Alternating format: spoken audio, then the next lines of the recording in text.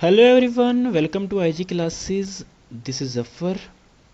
आज हम इंग्लिश का एक स्पेसिफिक एक इम्पोर्टेंट लेक्चर आपके सामने पेश करने जा रहे हैं। आई होप दैट ये लेक्चर आपके English attemptation in your JKSSB exam में काफ़ी हेल्प करने वाला है। क्लियर? ओके। इससे पहले हमने सेंटेंस की फॉर्मेशन पे, दैट सेंटेंस बनता कैसे है, उस पर हमने ऑलरेडी लेक्चर आपको प्रोवाइड कर दिया है। आई वुड रिकमेंड कि फर्स्टली आप वो लेक्चर देखें एंड आफ्टर दैट आप ये लेक्चर देखें। Clear? Okay. Now we are moving to the very important topic, that is subject verb agreement. But first of all we have to understand कि ये subject और verb होता क्या है एंड इनके बीच में जो ये एग्रीमेंट है ये किस बेस पे बनता है। ओके, चलिए देखिए, सबसे पहले जो बेसिक अंडरस्टैंडिंग के लिए जो हमने यहाँ पे कंटेंट दिया है कि सब्जेक्ट क्या है। सबसे पहले आपको ये पता करना होगा सब्जेक्ट क्या है। The person or things or thing doing the action, मतलब वो चीज़ जो काम करने वाला या काम करने वाले। क्लियर?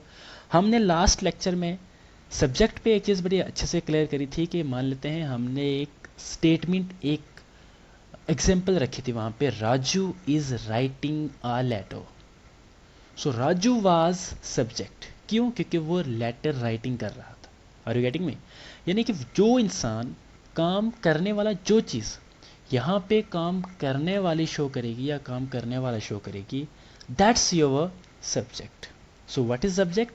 जिस पे काम करा जाएगा। So what is verb? जो काम है।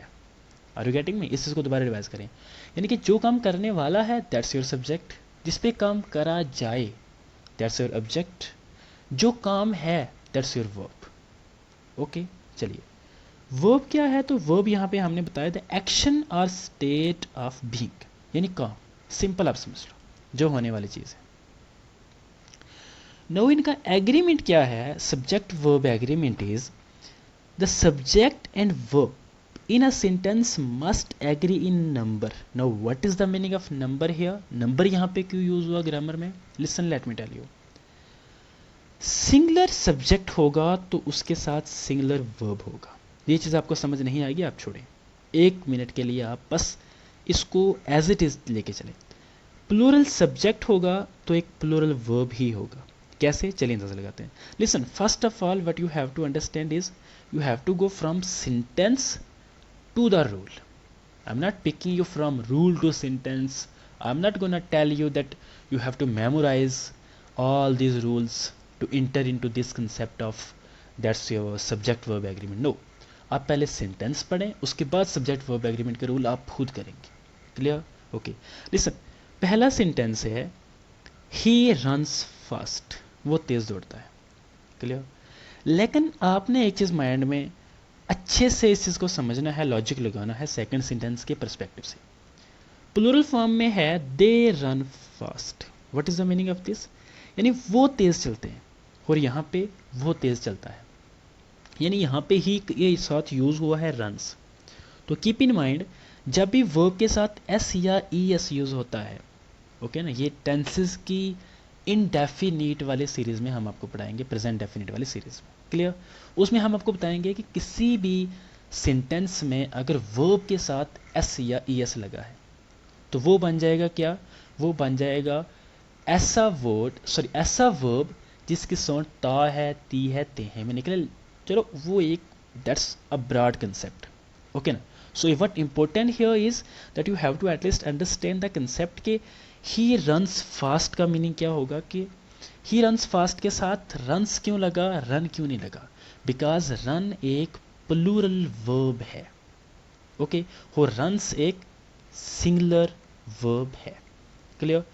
In the second condition they run fast, अब आपको क्लियर हो गया होगा, दे तो लगता ही प्लूरल के लिए है, दे तो होता ही अपने आप में प्लूरल है, और रन जो है, अब ये यहाँ पे क्या है, ये यहाँ पे प्लूरल है। क्लियर? यानी कि अगर सब्जेक्ट प्लूरल है, यानी कि जाने वाला यानी दौड़ने वाला प्लूरल है, तो जिस चीज़ पे वो जा रहा है, like they run fast, okay, तो रन यहाँ पे क्या हो जाएगा, आपका जो वर्ब है वो क्या हो जाएगा, तो वो भी प्लूरल हो जाएगा। चलिए, अगर आपको बेसिक आइडिया आपके माइंड में हो गया है तो ओके, अदरवाइज हमने आगे पेज पे डायग्राम भी लगाई है ताकि आपको विजुलाइज करके चीज़ें और ज़्यादा क्लियर हो। लिसन, अब कुछ एक रूल्स हैं जो आपको ज़्यादा लाइक एक एक होता है like subject plus verb plus as it is, ये जो चीज़ें होती हैं ये आपको रटा मारने की ज़रूरत नहीं है। आप सिंपल पढ़ लो क्या चीज़ कहाँ फिट होती है, nothing more than that. Clear? Okay. In the first rule, whenever you see a singular subject, जो हमने अभी बात करी पीछे, उसमें सिंगुलर वर्ब होगा। जैसे सेंटेंस है शी रन्स फर्स्ट, ओके, सही बात है। When we see plural subject, फिर हम क्या यूज करेंगे, प्लूरल वर्ब। क्लियर? ओके, कैसे, they run every day. The third one is when the subjects joined by and. Keep in mind this thing, ये question आपके जेकेएसएसबी ने हर exam में, almost हर exam में पूछा गया है। शायद ही कोई एग्जाम हो जो इसे स्किप हुआ, इस क्वेश्चन जो स्किप हुआ हो। क्लियर?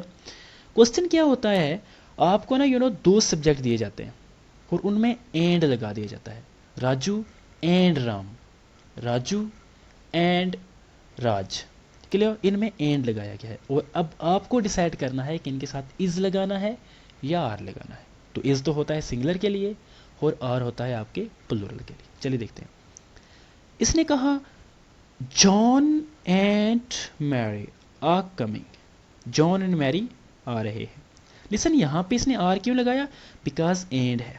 लिसन, ये तो एक हम लॉजिकली भी इसको सोचें तो एंड उसके साथ लगता है जब दो सब्जेक्ट हों, यानी दो अलग अलग चीज़ें हों जो इस सेंटेंस को रिप्रेजेंट करने वाली हैं या कर रही हैं। ओके ना? चलिए, फर्स्ट सब्जेक्ट जॉइंड बाय और एंड नॉर, ये मोस्ट इंपॉर्टेंट है। ऑलमोस्ट हर एग्जाम इसको टच करता ही करता है, whether it's your SSC, it's your JKSSB. Okay, चलिए, इसके साथ आपको क्या करना होगा, जो वर्ब के क्लोज में होगा उसी के साथ जाना पड़ेगा। कैसे? एग्जाम्पल लेते हैं। इसने कहा आइदर द टीचर और द स्टूडेंट्स। लिसन, स्टूडेंट नहीं बल्कि स्टूडेंट्स, यानी ये स्टूडेंट यहाँ पे सिंगुलर नहीं बल्कि प्लूरल है। So what you have to do, exactly you have to go with plural verb. यानी आपने ये देखना है कि इसके साथ में क्या है। ये आपके, मैं आपको कहूँ, ये क्वेश्चन आपके वीएलडब्ल्यू के एग्जाम में पूछा गया था। ओके, चलिए, next one is in the concept of collective noun. Okay, चलिए, जब हम पार्ट ऑफ स्पीच करेंगे तो कलेक्टिव नॉन में मैं आपको चीज़ों को like we can say one word substitution as well. Okay, तो लाइक टीम है, टीम्स क्यों नहीं है, ओके ना, आर्मी है, आर्मीज क्यों नहीं है, इनके बारे में हम अच्छे से विस्तार में चर्चा करेंगे। Clear?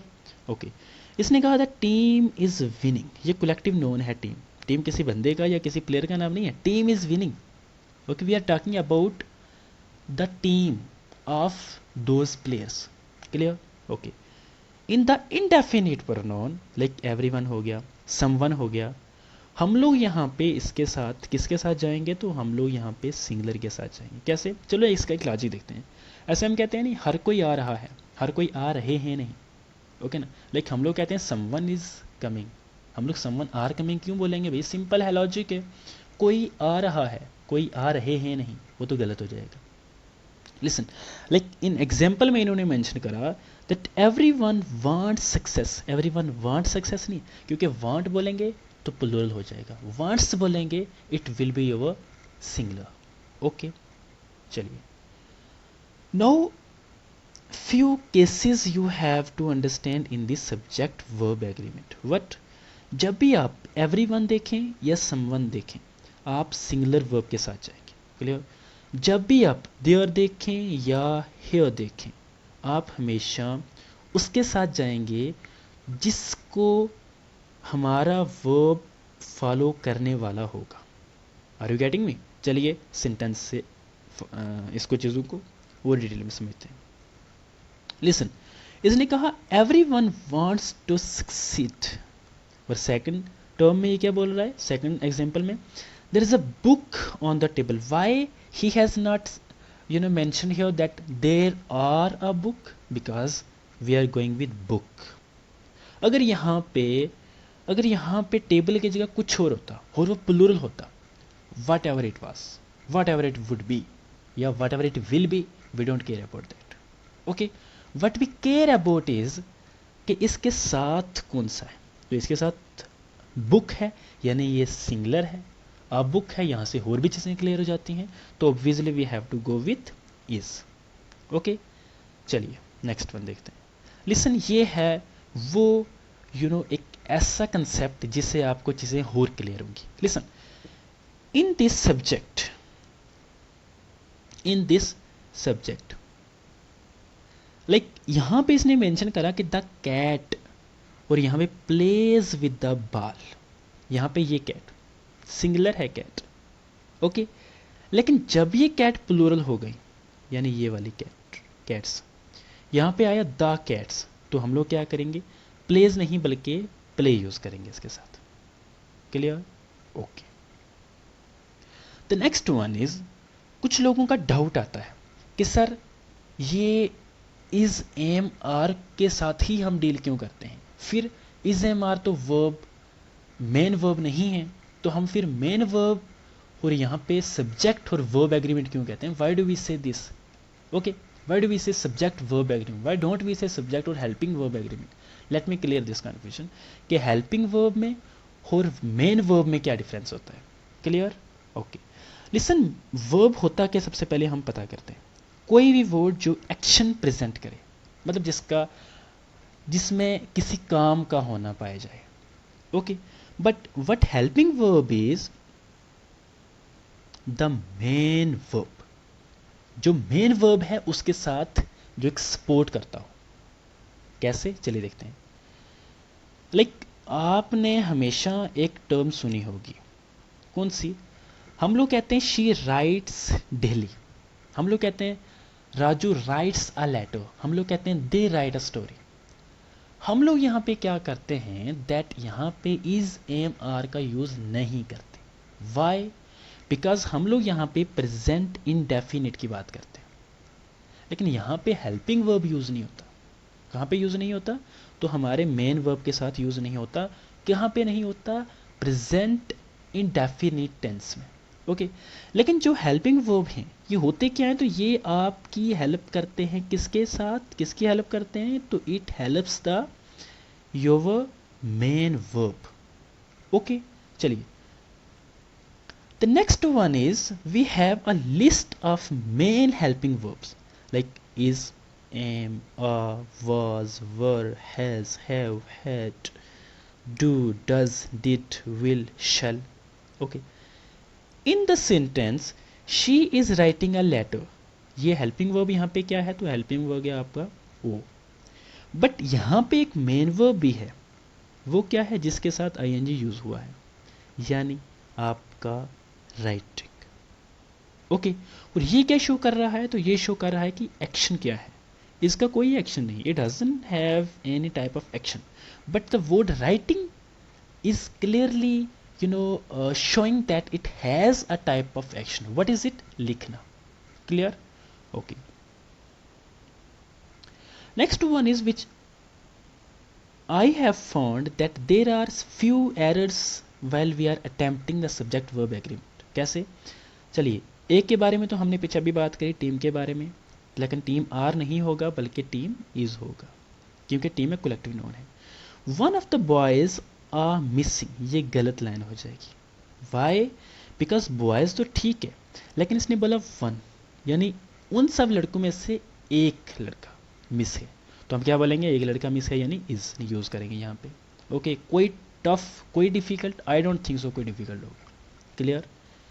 Next one is that after understanding the concept, if you want to go with the things very fastly, you don't want to like interpret the rules at there, so what you have to do here is you have to at least understand few key concepts, like you have to identify that subject क्या है, क्या ये singular है या plural है।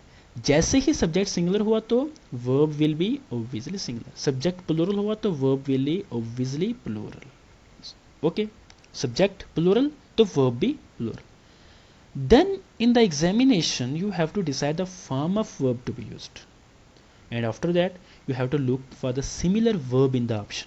Are you getting me? यानी अगर option में इज दिया है और वाज दिया है और एम दिया है और वहाँ पे जो सब्जेक्ट होगा वो प्लूरल वर्ब के साथ जाने की एक नीड शो करेगा, then what we have to do here is we have to go with वर.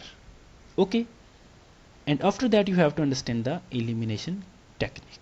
चलिए, now these are the previous years question paper and these question paper you have to attempt and you have to answer me in the comment box by clarifying that sir ये इस वजह से है क्योंकि इसका ये एक specific cause specific reason है, इसी वजह से ये appropriate answer है. You don't have to just attempt have, okay ना? So you can do it, there is no issue, आप attempt कर सकते हैं, but important will be कि आपको understand कितना हुआ है. And after that